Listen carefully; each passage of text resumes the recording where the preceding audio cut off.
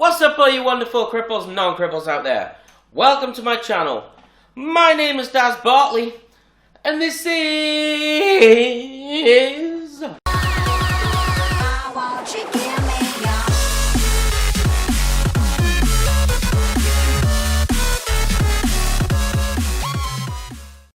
Friends, family, I have something really important to tell you. No, I need to say this. I need to get this off my chest. I am disabled. I mean, I know it's going to be a shock to some of you out there, but this doesn't mean that people can come up to the street and say to me, oh, I hope you get better. I'm not going to get better. I never will get better. And I might get worse. Who knows what happens throughout life, but I'm not going to get better. If you see me out of my wheelchair in any way, like swimming or whatever other way, I'm still disabled. This is not all an act. I can generally not use my arms for all of my videos. Do you really think I would spend that much time learning how to do stuff with my mouth, all to be fake for the camera? No. I'm not fake. I'm not trying to get views. And I am trying to get views, but I'm not your average disabled person. I see life with a pinch of salt. I'm me. I always will be me. Yes, my arse is stuck in a load of metal and wheels, but at the end of the day, I've gained my own personality from being in a wheelchair. I see life differently than other people do. So this is my top 5 problems I come across being in a wheelchair. Number 1, stairs.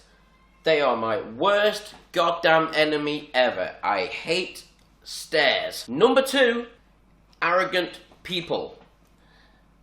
People talk to me sometimes like I'm a baby, like assuming that I need help. Sometimes I need help by getting through a shop door or something like that. But it's when people try to push you and you're like, it's electric. I drive myself. I mean, I can't really blame the older ladies, because I'm not sure it's just that's the way they speak to me or it's how they speak to everyone. But they're always like, oh, hiya, lovey, are you okay? How do you cope? And yeah, I'm fine. Thank you very much for asking. It's the same with, like, deaf or blind. I'll give an example. Deaf people, like, people shout at them. If they can't hear, they shout. But they don't realise that shouting actually scrunches your face up while you're shouting, and then the deaf person can't read your lips. And it's the same with blind people.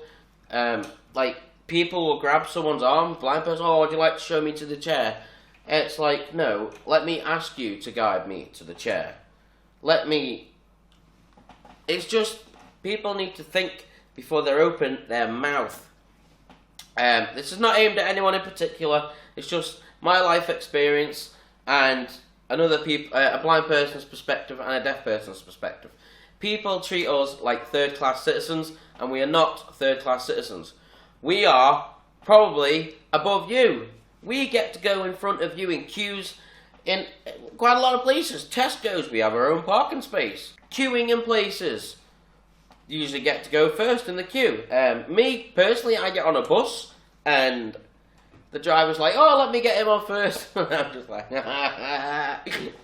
oh, look, you got a queue, kind of thing. But I've gone off track now from what I was saying. Oh yeah, the benefits of being in a wheelchair was that, yeah. But number 3 is when your battery runs out in your wheelchair. Now that is the most annoying and the most embarrassing moments of being in a wheelchair. I'll tell you a story. I was with Danina one day. I just got Evie. I'd had her a couple of months. And so we decided to go for a walk. Now, it was only about 2.5 miles out, 2.5 miles back. But it was one evening, I'd been in my chair most of the day, so my battery was quite low. So we decided to go out what's called the Gary Ford, which is like a ford that's about 2.5 miles out from my house. So we thought we'd go out there for a nice evening walk. And we got there out fine, we had a bit of a play in the Ford. I drove through it a couple of times. And yeah, we got about halfway back. Well, no, sorry, start again. We noticed on the way back that I only had 2 bars of battery left. Now, every wheelchair has 10 bars of batteries, 10 bars, new battery gauge. I had 2 left, so I'd used 8 throughout the day. I told Danina this, and she was laughing, and next minute, Danina's down to 2 lights as well. So I'm panicking, going, oh my god, I hope I get back, I hope I get back. And, sorry guys, that's a complete load of lie. I did not have my dog with me. No, I didn't. It was before I got Evie. Apologise, retract that statement I just said about having my dog with me. But, yeah, on the way back, we noticed that we had like 2 bars each, 2 bars left on the battery. So there's me panicking, going, oh, I'm going to get home, I want to get home, that type of thing. And there's Danina absolutely wetting herself, laughing. She doesn't have a care in the world, that girl.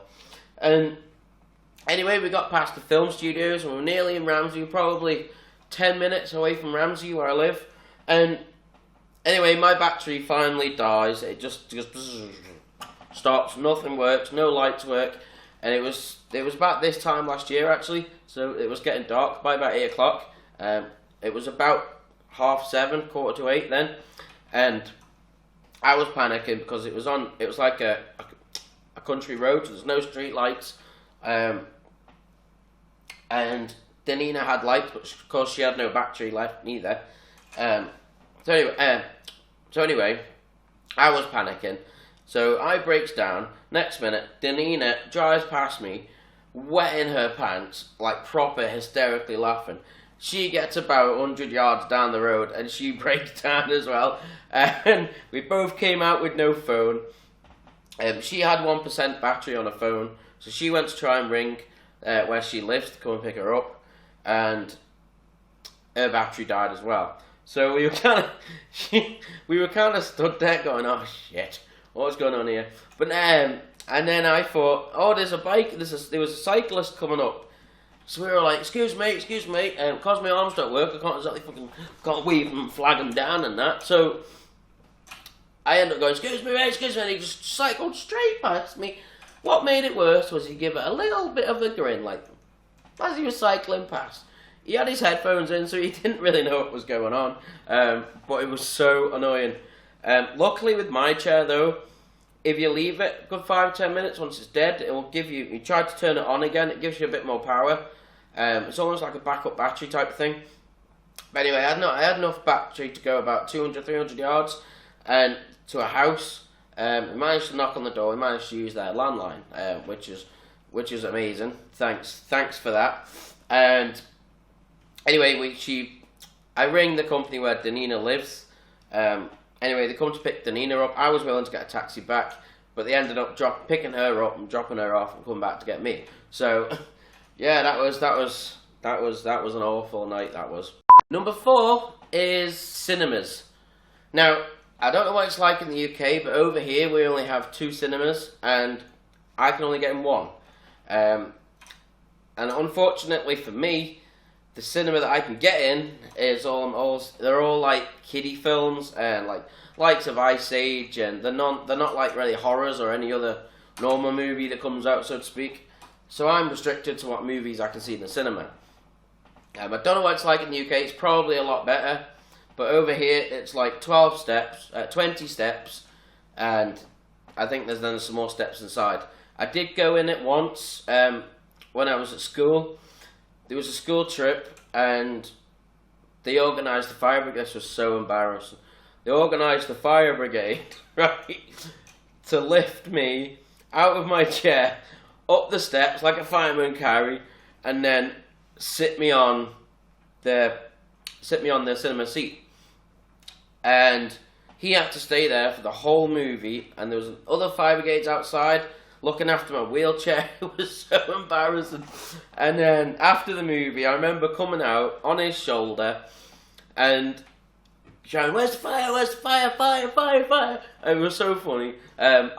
Funnily enough, I was the only one that laughed, but it was so embarrassing back then. Everyone was just walking out, and there's me on a fireman's shoulder, getting carried down these bloody steps back into my wheelchair.